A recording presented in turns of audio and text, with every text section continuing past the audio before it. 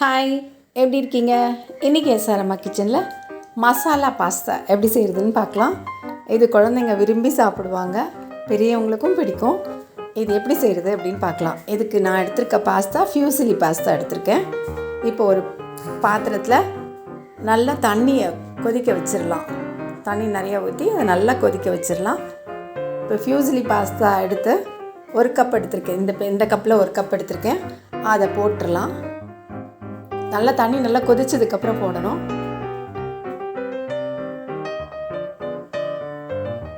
அது கூட தேவையான அளவு உப்பு சேர்த்துடலாம். அதுக்கப்புறமா 1 டீஸ்பூன் எண்ணெய் ஊற்றிடலாம். ஒன்றோட ஒன்று ஒட்டாமல் வர்றதுக்காக எண்ணெயும் சேர்த்துட்டு நல்லா வேக வச்சிடலாம். இது கவரில் எவ்வளோ நேரம் கொடுத்துருக்காங்களோ அந்த டைம் நம்ம வேக வச்சிடலாம். நான் ஒரு 10 நிமிஷம் வேக வைக்கிறேன்.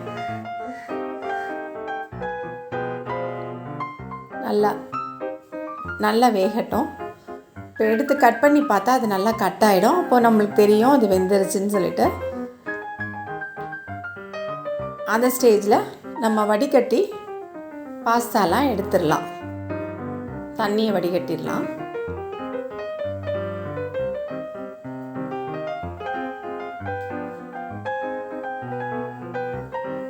இப்போ தண்ணியை வடிகட்டியாச்சு. இது அப்படியே வச்சுட்டு இப்போது தாளிக்கிறதுக்கு ஒரு பேன் வச்சு ஸ்டவ் ஆன் பண்ணி கொஞ்சம் எண்ணெய் சேர்த்துக்கலாம்.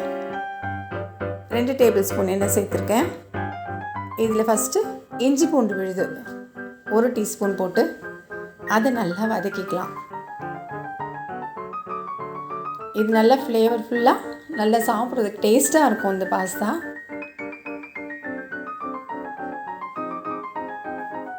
நல்லா சுருளாக இருக்கிறதுனால இந்த ஃபியூசிலி பாஸ்தா பார்க்கவும் நல்லாயிருக்கும், பிள்ளைங்களை அட்ராக்ட் பண்ணோம் குழந்தைங்கள. இது மாதிரி நம்ம தேவையான வெஜிடபிள்ஸ்லாம் போட்டு சாப்பிடும்போது அது ஒரு சத்தாகவும் ஆகிடும். அதனால இந்த மாதிரி தேவையான வெஜிடபிள்ஸ்லாம் போட்டு செஞ்சு கொடுக்கலாம். இப்போ நான் வெங்காயம் ஆட் பண்ணியிருக்கேன். அது கூடவே கேப்சிகம் கொடமிளகாய் எடுத்து கட் பண்ணி அதையும் போட்டிருக்கேன்.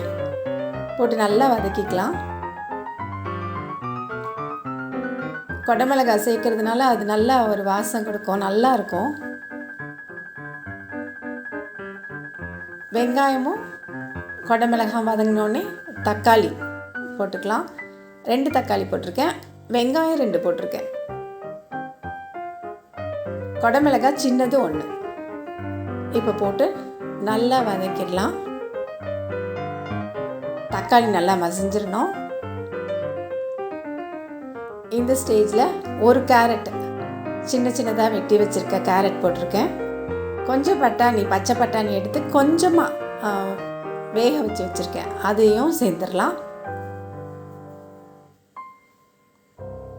இன்னும் நம்மளுக்கு வேறு என்ன காய் வேணும்னாலும் நம்ம சேர்த்துக்கலாம். பீன்ஸ் போட்டுக்கலாம், வேறு கலர் கேப்சிகம் இருந்தாலும் போட்டுக்கலாம், கலர்ஃபுல்லாக இருக்கும். இப்போ அதை நல்லா வதக்கிடலாம். கேரட் கொஞ்சம் நல்லா ஒரு ½ பாயிலாவது ஆகிற வரைக்கும் நல்லா வதக்கிடணும் ஃபஸ்ட்டு.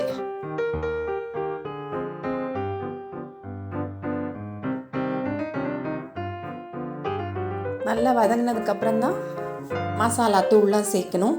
இப்போ நம்ம என்னென்ன தூள்லாம் சேர்க்க போகிறோன்னு பார்க்கலாம். ஒரு 1/4 டீஸ்பூன் மஞ்சத்தூள், 1/2 டீஸ்பூன் மிளகாத்தூள், ஒரு 1/2 டீஸ்பூன் கரம் மசாலா. இது போதும். நல்லா மிக்ஸ் பண்ணலாம். எண்ணெயிலேயே நல்லா வதங்கிடணும், பச்சை வாசனை போயிடணும்.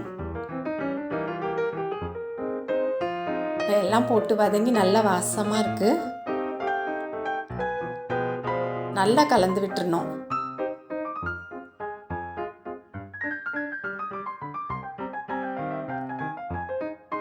இப்போ கேரட்டும் நல்லா குக் ஆயிடுச்சு, பட்டாணியும் நல்லா பதமாக இருக்குது. இந்த ஸ்டேஜில் தான் நம்ம வேக வச்சு எடுத்து வச்சுருக்கோம்ல அந்த பாஸ்தா சேர்க்கணும். அதுக்கு முன்னால் டொமேட்டோ கெச்சப் போட்டுக்கலாம். 2 டீஸ்பூன் அது சேர்த்துருக்கேன். இது நல்ல டேஸ்ட் கொடுக்கும். அதையும் நல்லா வதக்கிட்டு அதுக்கப்புறமா இதுக்கு காய்க்கு தேவையான உப்பையும் சேர்த்துடணும். பாஸ்தாக்கு நம்ம ஏற்கனவே உப்பு சேர்த்தாச்சு. இதையும் சேர்த்து வதக்கிட்டு இந்த பாஸ்தாவையும் போட்டு எல்லா பக்கமும் பரவுற மாதிரி நல்லா கிளறி விடணும். லோ ஃப்ளேமில் வச்சு நல்லா மிக்ஸ் பண்ணணும்.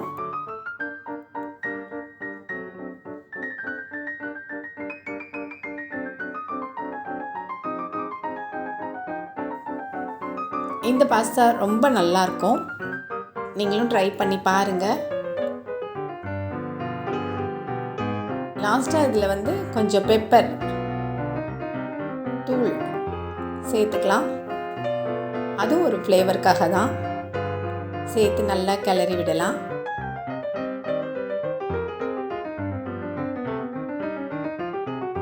நம்மக்கிட்ட ஸ்ப்ரிங் ஆனியன் இருந்தால் நல்லா கட் பண்ணி போட்டால் ரொம்ப டேஸ்ட்டாக இருக்கும்.